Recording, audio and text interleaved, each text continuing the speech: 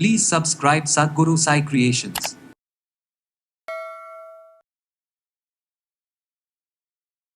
தொண்டை வலி. இந்த தொண்டை பகுதியில் ஒரு இன்ஃப்ளமேஷன் இருந்துக்கிட்டே இருக்கும். கொஞ்சமாக எனக்கு ஏதாவது ஒரு விஷயம் நான் மாற்றி சாப்பிட்டேன்னு வச்சுக்கோங்களேன், எனக்கு பிடிக்காதது. பேசிக்கிட்டே இருப்பாங்க, திடீர்னு தொண்டை கட்டுற மாதிரி இருக்குது, காலையில் எழுந்திரிச்சோடனே தொண்டை வலி இருக்குது அப்படின்னு சொல்லுவாங்க. நம்ம உடலில் குளிர்ந்த தன்மையும் இல்லை அதிகமான உஷ்ணத்தன்மையும் அதிகமாக என்ன ஆகுதுன்னா த்ரோட்டில் இன்ஃபெக்ஷன் ஏற்படுது அப்படின்னு சொல்லலாம். புண்ணு இருக்கிறதுனால பேசுகிறதுக்கே சிரமம் இருக்குது அப்படின்னு சொல்லுவாங்க. குரல் கம்மல், இந்த மாதிரியான பிரச்சனைகள் இதனோடு சேர்ந்து நமக்கு த்ரோட்டில் வரக்கூடிய டான்சிலைட்டிஸ் அப்படின்ற கண்டிஷன், அதிகமான நமக்கு தொண்டை பகுதியில் ஏற்படக்கூடிய ஒரு வலி, ட்ரைனஸ், ட்ரை காஃப், இதை சரி செய்கிறதுக்கு என்னென்ன பண்ணலாம்?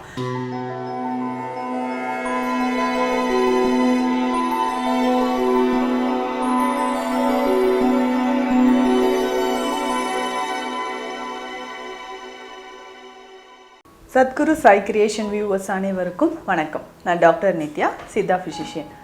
தொண்டை வலி. இந்த தொண்டை பகுதியில் ஒரு இன்ஃப்ளமேஷன் இருந்துக்கிட்டே இருக்கும். கொஞ்சமாக எனக்கு ஏதாவது ஒரு விஷயம் நான் மாற்றி சாப்பிட்டேன்னு வச்சுக்கோங்களேன், எனக்கு பிடிக்காதது. முள்ளங்கி கொஞ்சம் சாப்பிட்டுட்டேன், சவுச்சவ் சாப்பிட்டுட்டேன், நூக்கோல் சாப்பிட்டேன், இல்லை நீர்ச்சத்து இருக்கிற ஒரு காய்கறி ஏதாவது சாப்பிட்டேன்னா உடனே த்ரோட் இன்ஃபெக்ஷன் ஆகுது அப்படின்னு நிறைய பேர் சொல்லுவாங்க. இந்த தொண்டை பகுதியில் அடிக்கடி எனக்கு இன்ஃபெக்ஷன் ஆகுது. முக்கியமாக தொண்டை வலிங்க, கொஞ்சம் தண்ணி நான் மாற்றி குடிச்சிட்டேன், அதனால் கூட எனக்கு உடனே தொண்டை வலி வருது அப்படின்னு சொல்லுவாங்க. தொண்டை புண்ணு இருக்கிறதுனால பேசுகிறதுக்கே சிரமம் இருக்குது அப்படின்னு சொல்லுவாங்க. குரல் கம்மல், இந்த மாதிரியான பிரச்சனைகள் இதனோடு சேர்ந்து நமக்கு த்ரோட்டில் வரக்கூடிய டான்சிலைட்டிஸ் அப்படின்ற கண்டிஷன். டான்சில்ஸ் அப்படின்றது நமக்கு உள்நாக்குக்கு 2 சைடும் இருக்கக்கூடிய ஒரு மிகப்பெரிய ஒரு லிம்ஃப் நோட். நம்ம சாப்பிடக்கூடிய உணவிலோ ஏதாவது இன்ஃபெக்ஷன் இருந்தால் அது பிளாக் பண்ணி உள்ளே அனுப்பாமல் இருக்கும். ஸோ நம்ம பாடியில் ஏதாவது இன்ஃபெக்ஷன் இருந்துச்சுன்னா, நுண்கிருமிகள் உள்ளே போயிருக்கு, பேத்தோஜன்ஸ் உள்ளே போயிருக்குன்னா அதை அடிக்கிறதுக்கு நம்ம டான்சில்ஸில் ஒரு பெரிய போராட்டமே நடக்கும். அந்த டைமில் அது வீங்கி இருக்கும். ஸோ இதே மாதிரி தான் தொண்டை பகுதியில் நிறைய பேருக்கு ஒரு பிரச்சனை ஏற்படுதுன்னு சொல்லலாம். அதாவது பேசிக்கிட்டே இருப்பாங்க, திடீர்னு தொண்டை கட்டுற மாதிரி இருக்குது, காலையில் எழுந்திரிச்சோடனே தொண்டை வலி இருக்குது அப்படின்னு சொல்லுவாங்க. இதே மாதிரி இன்னொரு முக்கியமான பிரச்சனை என்னென்னா ட்ரை காஃப் அப்படின்னு சொல்லக்கூடிய ஒரு வறட்டு இருமல். எதனால் இது எல்லா கிளைமேட்லேயுமே இருக்குதுன்னு நிறைய பேர் சொல்லுவாங்க. சம்மர் டைமில் நிறைய இருக்குங்க. இந்த வெயிலில் போயிட்டு என்னால் இருமி எனக்கு அதிகமான தொண்டை வலி வருது அப்படின்னு சொல்லிட்டு ஃபீல் பண்ணுறவங்க இருக்காங்க. பெரும்பாலும் இது கபம், அதாவது உடம்புல நமக்கு கோல்டு அதிகமாகிறதுனால வரக்கூடிய பிரச்சனை. ஒரு சிலருக்கு தொண்டை வலி வரலாம். இல்லை இதுவே ஒரு சிலருக்கு என்னென்னா ட்ரை காஃப், உடலில் அதிகமான உஷ்ணம் அதிகமாகிறதுனாலையும் உஷ்ணம் அதிகரித்தும் நமக்கு ட்ரை காஃப் வரலாம். ஸோ இந்த மாதிரி நமக்கு காலநிலை மாறுபாடு இருந்தாலோ நம்ம உடலில் குளிர்ந்த தன்மையும் இல்லை அதிகமான உஷ்ணத்தன்மையும் அதிகமாக என்ன ஆகுதுன்னா த்ரோட்டில் இன்ஃபெக்ஷன் ஏற்படுது அப்படின்னு சொல்லலாம்.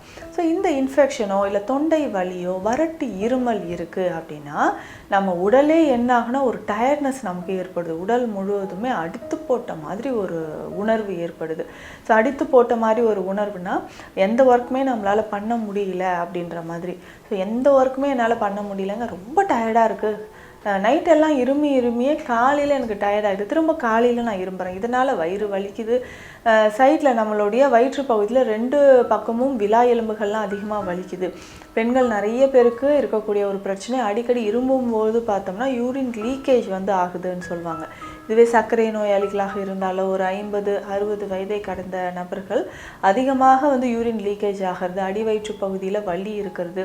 இதனால் ஒரு சிலருக்கு என்ன ஆகுனா யூட்ரஸ் ப்ரோலாப்ஸோ இல்லை பிளாடர், யூரினரி பிளாடரோ கீழே இறக்கம் ஏற்பட்டு காணப்படும். ஸோ இந்த மாதிரி அதிகமான நமக்கு தொண்டை பகுதியில் ஏற்படக்கூடிய ஒரு வலி, ட்ரைனஸ், ட்ரை காஃப், இதை சரி செய்கிறதுக்கு என்னென்ன பண்ணலாம்?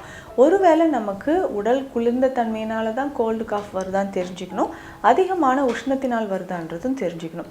உஷ்ணத்தினால் நமக்கு வந்து தொண்டை வலி வருது அப்படின்னா உடலில் நமக்கு ரொம்ப உஷ்ணம், கண் எரிச்சல் இருக்கும், முடி கொட்டுற பிரச்சனையோ, இல்லை நம்ம பேசும்போதே வாய்ப்பகுதியில் வந்து அடிக்கடி மவுத் அல்சர் அப்படின்னு சொல்லுவோம் இல்லைங்களா, அந்த மாதிரி கம்ப்ளைண்ட் நிறைய பேருக்கு இருக்கும். உடல் முழுவதுமே ஒரு உஷ்ணம் ஏற்பட்டு மலச்சிக்கல் தொந்தரவோ இல்லை பைல்ஸ் மாதிரி பிரச்சனைகள் இருக்கலாம். ஸோ இந்த மாதிரி சிம்டம்ஸோடு ட்ரை காஃப் நமக்கு இருந்துச்சுன்னா கண்டிப்பாக இது வந்து உடல் உஷ்ணத்தினால வந்து இருக்கக்கூடிய ஒரு ட்ரை காஃப் அப்படின்னு நம்ம தெரிஞ்சுக்கலாம். ஸோ இது சரி செய்கிறதுக்கு என்னென்னா, நிறைய பேர் அந்த இருமல் இருக்குன்னா உடனே திரிக்கடுகு சூரணம் சாப்பிடுவாங்க, இல்லை அதுக்கேற்ற மாதிரி தாலி சாதி சூரணம் சாப்பிட்றது, இந்த மாதிரி இருக்கும். ஆனால் இது எல்லாமே மிக சிறந்த மருந்துகள் தான். ஒருவேளை நமக்கு உடல் உஷ்ணத்தினால இந்த தொண்டை வலி வந்திருந்துச்சுன்னா இந்த மூலிகைகளோட தன்மை என்னன்னா வெப்ப வீரியம், கார்ப்பு தன்மையெல்லாம் இருக்கக்கூடியது. அப்போது இது இன்னும் உடல் உஷ்ணத்தை அதிகமாக்கும். ஸோ அதனால் அது பேலன்ஸ் பண்ணுற மாதிரியான மருந்துகளை நம்ம சாப்பிட்றது நல்லது. அப்போது உடல் உஷ்ணத்தை தனித்தும் தொண்டை வலி பிரச்சனை இல்லாமலும் நமக்கு பாதுகாக்கணும். அதுக்கு பேசிக்காக என்ன பண்ணலான்னா, இந்த தாலி சாதி சூரணத்திலேயே இன்னும் ஒரு மூலிகை சேர்த்து சாப்பிடும் பொழுது நம்ம உடலில் வந்து பார்த்தோம்னா அந்த உஷ்ணத்தன்மை குறைந்து அதனால் வந்து வறட்டு இருமலும் நமக்கு குறையும், த்ரோட் பெயினும் நமக்கு குறைய ஆரம்பிக்கும். இதில் சேர்க்கக்கூடிய இன்னும் ஒரு மூலிகை என்ன, அந்த ஒரு மூலிகை வந்து நம்ம கபத்தையும் குறைச்சி உடல் உஷ்ணத்தையும் குறைக்கிற மாதிரி இருக்கணும். வில்வ பொடியை வந்து இதனோட சேர்த்துக்கணும். எப்படி சேர்த்துக்கணும்னு பார்த்தோம்னா, தாலி சாதி சூரணம் அப்படின்ற மருந்து வாங்கிக்கணும். இதனோட வில்வ பொடி எவ்வளோனா ஒரு 1/2 டீஸ்பூன் அளவுக்கு எடுத்து இதனோட போட்டணும். ஸோ தாலி சாதி சூரணம், வில்வ பொடி, ஸோ ரெண்டுமே வந்து எடுத்து கலந்து இதை தேனில் கலந்து காலை இரவு 2 வேளை சாப்பிடணும். ஸோ இந்த மாதிரி சாப்பிட்டுட்டு வரும்போது தொண்டை பகுதியில் இருக்கக்கூடிய வலி நமக்கு கொஞ்சம் கொஞ்சமாக குறைய ஆரம்பிக்கும். இதுவே நமக்கு ரொம்ப ட்ரை காஃப் இருந்துச்சுன்னா சிம்பிளாக என்ன பண்ணலாம் அந்த டைமில் அப்படின்னா, மிளகு கற்பம் பயன்படுத்தலாம்.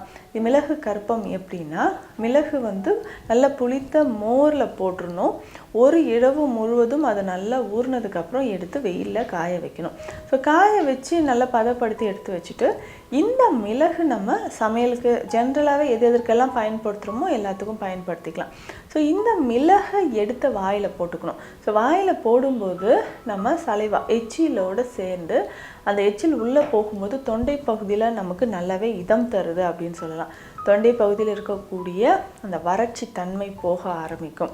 ஸோ நம்ம உடலே வந்து இருக்கக்கூடிய வறட்சி தன்மை குறைந்து இந்த குரல் கம்மல் அப்படின்னு சொல்லக்கூடிய தொண்டை பகுதியில் இருக்கக்கூடிய வலி நமக்கு கொஞ்சம் கொஞ்சமாக குறையும். இதை தாண்டி நமக்கு வயிற்றுப்பகுதியில் அல்சர் இருக்கா அப்படின்னு செக் பண்ணிக்கணும். வயிற்றுப்பகுதியில் அல்சர் அப்படின்னா வயிற்று புண்கள் இருக்கும்போது தான் என்ன ஆகுனா தொண்டையும் புண்ணாகி நமக்கு நாக்கு பகுதி வேக்காடு அப்படின்னு சித்த மருத்துவத்தில் இதை சொல்லுவாங்க. வேக்காடு இருக்கா, நாக்கில் வந்து புண்கள் இருக்கா அப்படின்னு நம்ம தெரிஞ்சுக்கணும். இல்லை ஒருவேளை நம்ம வந்து நிறைய மெடிசன்ஸ் எடுத்து மருந்துகள் மாத்திரைகள் நீண்ட நாட்களாக எடுத்து அதனோட சைடு எஃபெக்டாக கூட நமக்கு வந்து என்ன பண்ணனா த்ரோட் பெயின் வந்து வரலாம். ஸோ அதை வந்து ரொம்ப கேர்ஃபுல்லாக பார்த்துக்கணும். இல்லை ரொம்ப நேரம் ஏசிலேயே நம்ம இருக்கிறோம், இல்லை கெமிக்கல்ஸ் வந்து ரொம்ப ஹேண்டில் பண்ணிட்டு அதை வந்து சுவாசிச்சுக்கிட்டே இருக்கிறோன்னு வச்சுக்கோங்களேன், அந்த டைமில் நமக்கு என்ன ஆகுனா த்ரோட் பெயின் அண்ட் இன்ஃபெக்ஷன் திரும்ப திரும்ப வர ஆரம்பிக்கும். ஸோ இது எல்லாமே நம்ம தவிர்த்துட்டு தினமும் காலையில் என்ன பண்ணோன்னா பிராணாயாம பயிற்சிகள் ரொம்ப ரொம்ப முக்கியம். இந்த பிராணாயாம பயிற்சிகளை நம்ம மேற்கொள்ளும்போது தொடர்ந்து மேற்கொள்ளும்போது நமக்கு உடல் பகுதியில் தொண்டை பகுதியில் நல்லாவே வந்து நமக்கு ஸ்டாமினா வரும். கிருமிகள் ஏதாவது இருந்தாலும் பேத்தோஜன்ஸ் இருந்தாலும் அது வந்து அழிக்கப்படுது. அப்பப்போ கொஞ்சம் கொஞ்சமாக இந்த சீரக தண்ணீர் நம்ம குடிச்சிட்டு வந்தாலும் தொண்டைக்கு வந்து இதம் அளிக்கக்கூடியது அப்படின்னு சொல்லலாம். ஸோ இந்த பதிவில் நிறைய பேருக்கு இருக்கக்கூடிய தொண்டை வலி, வறட்டு, இருமல், இது எப்படி சரி பண்ணலாம், எளிய மருந்துகள், சித்த மருந்துகள், வீட்டு குறிப்புகள் எல்லாமே பார்த்தோம். நிச்சயம் உங்களுக்கு பயனுள்ளதாக இருக்கும்னு நம்புகிறேன். மீண்டும் அடுத்த பதிவில் சந்திக்கலாம். நன்றி.